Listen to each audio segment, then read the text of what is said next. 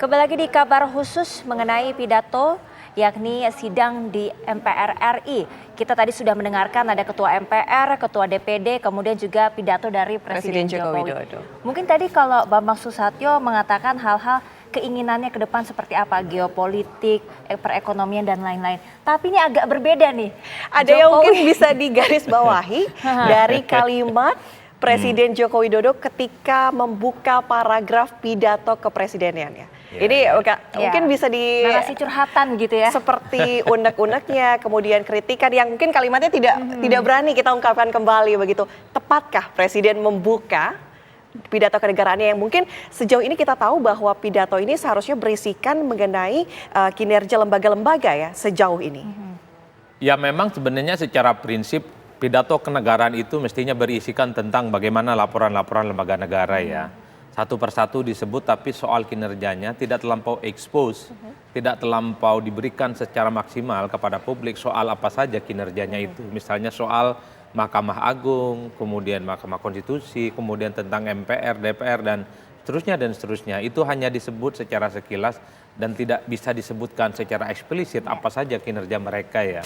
Kemudian yang lebih mengemuka itu dari pernyataan Presiden dalam sidang tahunan kali ini itu ini semacam curhatan gitu ya, soal apa saja yang terjadi pada Jokowi. Misalnya soal bagaimana konfigurasi Pilpres 2024. Jokowi mengatakan seakan-akan semuanya itu tegak lurus pada lurah, sangat tergantung pada lurah. Nyatanya lurah itu mengarah kepada saya gitu. Padahal saya itu adalah Jokowi Presiden Republik Indonesia bukan Pak Lurah.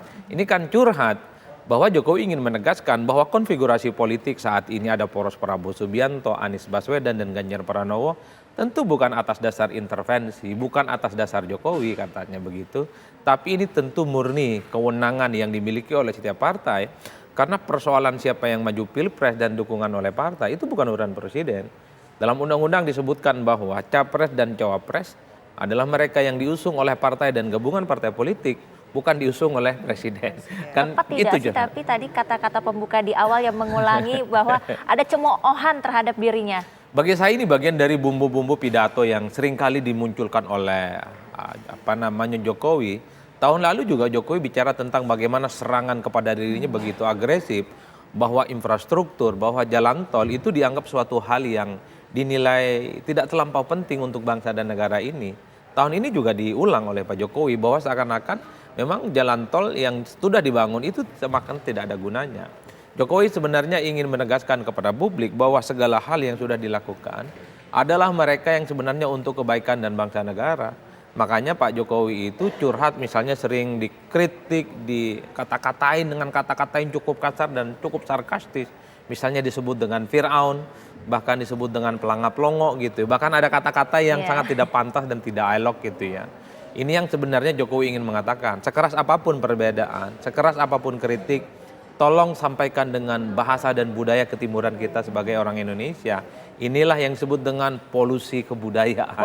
Polusi kebudayaan. Oleh Presiden Joko Widodo. Tapi kalau misalnya kita lihat tadi pidato yang sudah disampaikan oleh Presiden Joko Widodo, ya mungkin bisa digarisbawahi, diambil garis besarnya untuk masyarakat. Ini bagian mananya? Kalau politik kan kayaknya masyarakat kurang begitu mengena, tapi lebih ke ekonominya kah atau infrastruktur atau kesehatan atau seperti apa sebenarnya? Tadi juga sempat disinggung oleh Presiden Joko Widodo bahwa bonus demografi yang akan kita capai di 2030 ini akan menuju membantu Indonesia Emas 2045. Seperti apa sih sebenarnya? Ya memang kalau kita bicara tentang bonus demografi semua orang tidak bisa membantah. Kita punya jumlah penduduk yang saya kira memang di usia produktif. Mereka kemudian bisa dimaksimalkan sebagai resource dan potensi yang kemudian mampu membuat Indonesia menuju keemasannya. Tapi peluang ini kata Jokowi tidak akan ada gunanya kalau tidak bisa dimanfaatkan secara maksimal. Kuncinya adalah pemimpin yang berani ngambil keputusan supaya bonus demografi ini bisa berkorelasi positif terkait dengan pembangunan perubahan yang kemudian ingin dilakukan di Indonesia. Sebenarnya saya melihat pidatonya itu tidak bicara tentang specifically soal apa yang ingin dilakukan dan ingin dicapai bagaimana pemimpin ke depan. Jokowi satu sisi isinya curhat dan satu sisi yang lainnya tidak terlampau maksimal melaporkan apa hal yang sudah dilakukan oleh lembaga-lembaga negara gitu.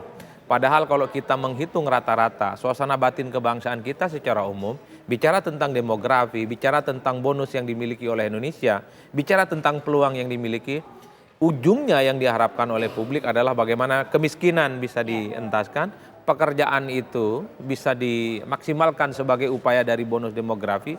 Percuma kita punya bonus demografi kalau kemudian akses terhadap pekerjaan itu tidak bisa kita tuntaskan setuntas-tuntasnya. Dua hal ini yang sebenarnya menjadi dua sektor yang menjadi prioritas, bagaimana pembangunan di bidang ekonomi dan masyarakat itu sinergis supaya masyarakat kita itu jauh lebih besar, lebih berkembang, lebih maksimal untuk menjadi Indonesia yang disebut sebagai bangsa yang mampu melakukan lompatan-lompatan ke depan. Jadi apa yang dibangun misalnya infrastruktur, tentang pembangunan demokrasi, tentang kesehatan, ujung-ujungnya adalah supaya kualitas kehidupan kita itu jauh lebih mantap, jauh lebih hebat, dan jauh lebih unggul dibandingkan dengan kehidupan-kehidupan sebelumnya. Nah itu sebenarnya yang diinginkan oleh Jokowi, oleh seluruh bangsa Indonesia dalam pidato hari ini. Banyak sekali mungkin poin-poin yang bisa digarisbawahi dan kita tarik kesimpulannya, kemudian kita bahas lagi. Nanti kita akan kembali ya Mas Adi, kita harus jeda terlebih dahulu. Pemirsa, kami akan kembali usai jeda, tetaplah bersama kami di Kabar Khusus TV One.